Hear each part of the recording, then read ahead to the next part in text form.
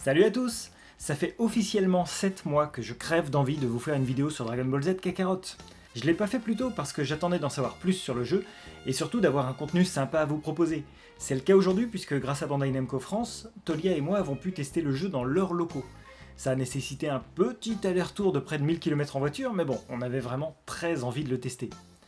Petit aparté pour ceux qui ne la connaissent pas, Tolia c'est la personne avec qui je travaille depuis 2011 sur toutes les vidéos que j'ai pu partager avec vous. Elle gère la caméra, elle m'aide au montage et au sous-titrage. Salut à tous! Voilà, comme l'a dit Trivax, j'avais plutôt l'habitude d'être en backstage, mais pour Kakarot, j'ai vraiment eu envie de prendre le micro moi aussi. Pour ma part, je suis une petite fan de Dragon Ball en comparaison de Trivax, c'est-à-dire qu'à ce jour, aucun jeu DB n'a su me convaincre. Fighters est magnifique par exemple, mais sur le gameplay et la narration, il me manque quelque chose. Xenoverse offre une dimension multijoueur et une liberté très agréable, mais je le trouve moche. Quant à la saga Raging Blast, elle est beaucoup trop axée baston pour moi. Voilà donc pourquoi j'ai tant d'espoir sur Kakarot. Donc, on a eu accès à la démo de la Gamescom, qui comprend la partie Raditz et le final contre Perfect Cell. Et comme certains gameplays ont déjà tourné, on a essayé de creuser un petit peu plus, histoire de vous montrer des choses différentes. Et bien sûr, on va vous dire ce qu'on en a pensé. Allez, c'est parti. On commence avec l'écran titre que vous avez peut-être déjà vu dans le teaser de janvier ou dans les vidéos de gameplay. Pour ma part, il me fait penser à celui de Naruto Storm Generations. Bandai Namco n'a pas encore pu nous confirmer si c'est l'écran titre définitif du jeu, mais il y a des chances. On arrive sur le temps de chargement, et c'est l'occasion d'aborder le découpage du jeu. Vous l'avez peut-être déjà entendu en interview, CyberConnect 2 n'a pas fait un monde ouvert en un seul morceau. La Terre se découpe en une dizaine de zones explorables, ce qui implique des temps de chargement lorsque l'on quitte une zone et quand on accède à une autre. Pour accéder à la zone du village de Luca, on a compté 45 secondes, et pour revenir à la carte du monde, 10 secondes. À savoir que ça peut être amené à changer dans le jeu final, mais ça nous donne au moins une idée de ce à quoi s'attendre.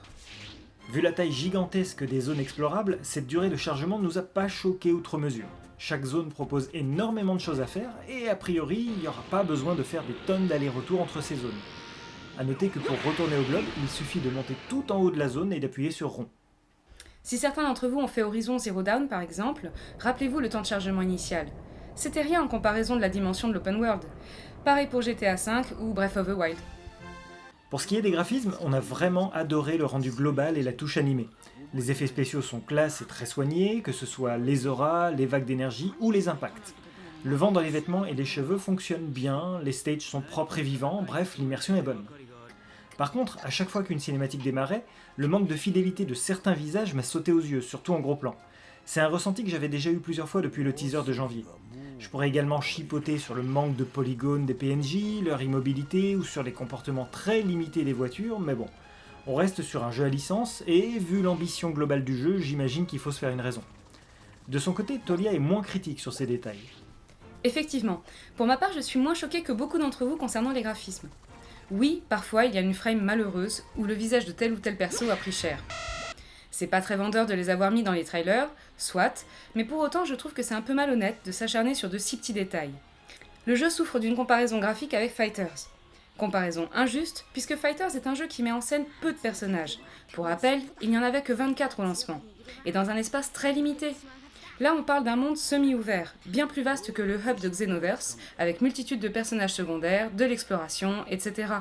Donc avec du recul, on doit bien reconnaître que le jeu reste propre, même si non, il n'est pas au niveau des standards d'aujourd'hui. C'est niveau Switch Plus quoi. Outre le problème des visages sur certains plans, le cerné des personnages qui devient jaune brillant sur les persos Super Saiyan, ça nous a pas plu non plus. On l'avait vu sur les trailers E3 et Gamescom, et on l'a eu pendant l'intégralité de notre combat contre Cell. Non seulement le rendu n'est pas agréable à l'œil, mais surtout on ne comprend pas ce que ça fait là. Allez, entrons maintenant dans le vif du sujet, à savoir les impressions manette en main. C'est le truc qu'on attendait au tournant, Tolia et moi. C'est même pour ça qu'on a fait le déplacement. On avait lu tellement de ressentis différents suite à l'E3 et à la Gamescom, que ce soit en bien ou en mal, qu'on savait plus quoi penser. Et après avoir passé une bonne quarantaine de minutes à explorer la zone, le ressenti est très positif pour nous deux. Pour ma part, la difficulté a été de m'adapter à ce nouveau gameplay à cause de mes réflexes sur Tenkaichi et Xenoverse. Mais dès qu'on trouve un peu ces marques, ça devient super fluide, voire même carrément grisant. On a trouvé que Goku était peut-être un petit peu lourd lors des manœuvres, comme les demi-tours par exemple, mais c'est vraiment pas méchant. Oui, pour ma part ça m'a fait penser à la lourdeur de War dans Darksiders. En déplacement comme en combat, le perso est un peu lent. Heureusement avec L3 on dash à toute vitesse et bien plus vite qu'avec Kinto-un qui est très très lent. Donc c'est impeccable pour éviter les combats sur la map. Et puis il y a aussi l'équivalent du Super Rising dans Raging Blast, en appuyant sur R1. Goku va filer en hauteur d'un seul coup, c'est efficace quand on doit chercher sa prochaine destination ou rejoindre la map monde. Cela dit, le dash est vraiment très puissant, et j'aurais bien aimé qu'on puisse le doser ou avoir une option pour s'arrêter à mi-course. J'ai adoré le High Speed Dash avec L3. En plus, ça permet d'exploser les éléments du décor. Ça m'a rappelé Tenkaichi 3 quand on devait chercher les Dragon Balls cachés dans les stages. On verra si ça a une utilité dans Kakarot, mais en tout cas, c'est jouissif. Pour ce qui est de Kintoon, on peut l'appeler en utilisant la touche haut du pad et le renvoyer avec la touche bas. Comme le disait Tolia, Kintoon est beaucoup plus lent, et il n'a pas de mode grande vitesse. Je pense que CyberConnect 2 l'a intégré pour qu'on l'utilise en mode balade en fait. On a vu dans le trailer Gamescom qu'on pouvait le chevaucher à deux quand Goku amène son fils du Mont Paozu à Kamehameha. Donc pourquoi pas, c'est une addition qui ajoute de la fidélité à l'œuvre originale, surtout qu'on a rarement eu l'occasion de la voir dans les jeux. La dernière vraie fois remonte à Ultimate Tenkaichi en 2012. Et puis, vu que le jeu couvre l'arc Majin Buu, on pourra peut-être l'utiliser avec Gohan. Pendant l'exploration, vous pouvez récolter des objets, des ingrédients, ainsi que des orbes de 4 couleurs différentes permettant de renforcer vos persos. C'est plutôt bien fichu, puisque le code couleur a été pensé en fonction de l'environnement. Les orbes bleus peuvent être trouvés près de l'eau, les orbes verts près des forêts ou de l'herbe, etc. Du coup, c'est pratique, on sait tout de suite où chercher. A noter qu'à certains endroits, les zones proposent des couloirs de vent qui permettent de ramasser automatiquement des orbes. Par contre, j'ai eu du mal à emprunter ces couloirs quand je me trouvais juste à leur entrée. Il est beaucoup plus facile de les prendre de loin avec de l'élan. Concernant l'apparition des combats aléatoires, on est sur un système d'action RPG assez classique. Quand un ennemi est proche, il nous détecte et il nous fonce dessus. À ce moment-là, une zone rouge apparaît sur les bords de l'écran. Vous pouvez décider de le fuir ou d'engager le combat. Vous pouvez aussi choisir d'attaquer certains adversaires directement, comme les tyrannosaures. On a essayé de le faire avec les dinos volants, mais a priori ça fonctionne pas. Rien de bien original sur ces mécaniques, mais ça fonctionne super bien avec le Dragon World de Toriyama. D'ailleurs, en parlant du Dragon World, celui-ci prend vraiment vie dans Kakarot. On retrouve tout le bestiaire de Toriyama. Dinos, biches, oiseaux, voitures, habitants, poissons, même les ennemis aléatoires sont inspirés du manga original. On retrouve aussi des têtes connues, bien entendu, comme Hachan, qu'on avait déjà vu sur les gameplays de l'E3. On a tenté d'explorer un petit peu la zone d'ailleurs. On a croisé Nam, Lunch, le gang de Pilaf, Kame Sennin, mais aussi Baba. CyberConnect 2 s'est visiblement bien investi pour restituer l'univers de l'œuvre dans sa globalité, et ça fait sacrément plaisir. A noter que l'ambiance musicale peut parfois complètement changer selon votre position. On s'en est rendu compte en atterrissant au village de Luka. À ce moment-là, Chala et Chala a été remplacé par un thème paisible. On peut s'imaginer qu'on retrouvera cette mécanique ailleurs dans le jeu, quand on atterrira sur l'île de Kamehameha par exemple, ou qu'on entrera et sortira de la capitale de l'Ouest. En parlant des musiques, c'est un vrai plaisir de retrouver les thèmes originaux de l'anime DBZ signé Kikuchi, même s'il ne semble pas y en avoir beaucoup. Le fait qu'ils soient réorchestrés leur permet de s'intégrer parfaitement avec les nouvelles compositions, sans compter que ces dernières sont vraiment dans l'esprit des musiques de Kikuchi. Un très bon point. Oui, les réorchestrations sont vraiment top. Mais j'espère tout de même qu'on pourra couper les musiques pour utiliser une clé USB et écouter nos playlists perso pendant le jeu. Pour info, nous avons posé la question, mais l'information n'était pas encore connue à ce jour. D'ailleurs, le menu options de la démo n'était même pas accessible.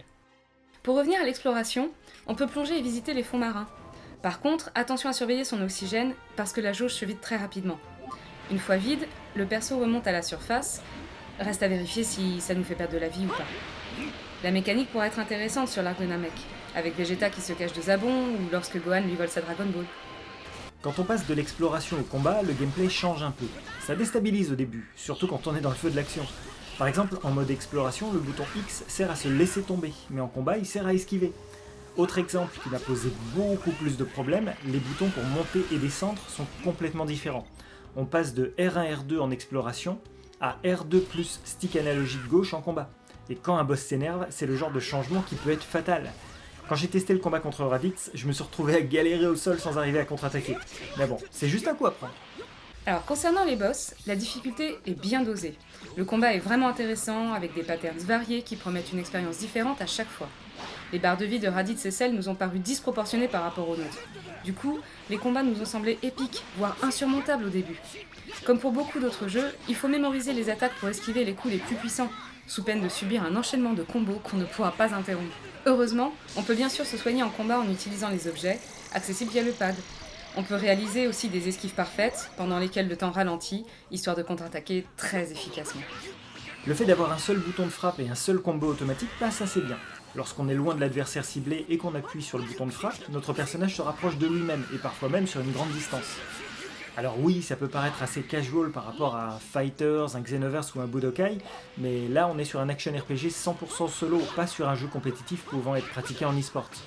L'attribution des touches ressemble à celle des Naruto Storm, puisqu'on frappe avec rond, on envoie des Kikoa avec carré, et on recharge notre ki avec triangle. Maintenir triangle permet d'accéder à un état surpuissant comme dans les Tenkaichi et Naruto Storm. Malgré tout, j'ai trouvé les sensations de jeu très différentes, surtout qu'on retrouve le principe de gâchette pour les attaques spéciales, comme dans Xenoverse ou Jump Force. X permet d'esquiver rapidement, mais si vous le laissez appuyer, vous augmentez votre vitesse. Ah, et comme on avait vu à la Gamescom qu'on pouvait déclencher des duels de rayons, on a essayé. Il suffit de lancer un rayon lorsque vous êtes dans le champ d'action d'un Kamehameha de sel. Un petit ajout sympa, même s'il manque un peu d'impact visuel et de mise en scène. Pour info, on avait également enregistré une partie d'exploration des menus in-game, mais on a eu un souci lors du transfert et on n'a pas pu l'utiliser dans cette vidéo. On peut quand même vous en parler et vous préciser que l'onglet Communauté, par exemple, correspond en fait à la liste des personnages qu'on a rencontrés et nos affinités avec eux. Ça répond à une question qu'on se posait depuis l'E3. Il nous a donc été confirmé qu'il n'y a pas de feature online entre les joueurs. Kakarot est donc vraiment un action RPG entièrement solo. Les menus sont très intuitifs et colorés. On sent un gros travail de design. Ça nous a rappelé l'époque des Budokai. On a demandé si les interfaces, radars, icônes, etc. pourront être repositionnées ou masquées pendant le jeu, mais le staff n'a pas pu nous répondre pour l'instant. Voilà, je crois que c'est à peu près tout. Pour résumer, Dragon Ball Z Kakarot n'a rien d'innovant en tant qu'action RPG, mais c'est la première fois que Dragon Ball est adapté de cette manière. Et que ce soit pour Tolia ou pour moi, on a toujours attendu cette approche. On a toujours espéré un jeu fidèle retraçant le manga original, avec des graphismes en cel shading, de l'exploration et des mini-jeux. Bien évidemment, le jeu ne plaira pas à tout le monde, les joueurs qui n'aiment que les jeux compétitifs n'y trouveront sans doute pas leur compte, pas plus que ceux qui en ont marre de l'histoire originale. Oui, donc en somme, si vous voulez découvrir, redécouvrir ou faire découvrir Dragon Ball Z, c'est une excellente occasion. L'œuvre se prête parfaitement à une adaptation RPG, et même si on chipote sur quelques détails, CyberConnect 2 rend un très bel hommage aux matériaux d'origine. Et à bien y réfléchir, ce jeu ne s'adresse pas qu'aux fans de DB. Je pense très sincèrement que les fans de Dragon Quest XI par exemple, ou ceux de Ni no Kuni, y trouveront tout à fait leur intérêt. C'est tout pour aujourd'hui, on espère que cette vidéo vous aura plu et qu'elle vous aura appris des choses. N'hésitez pas à nous dire ce que vous en pensez dans les commentaires, et surtout à aller tester le jeu à Paris Games Week sur le stand de Bandai Namco. Pour rappel, la PGW aura lieu cette année du 30 octobre au 3 novembre et est toujours à la porte de Versailles, à Paris. À la prochaine.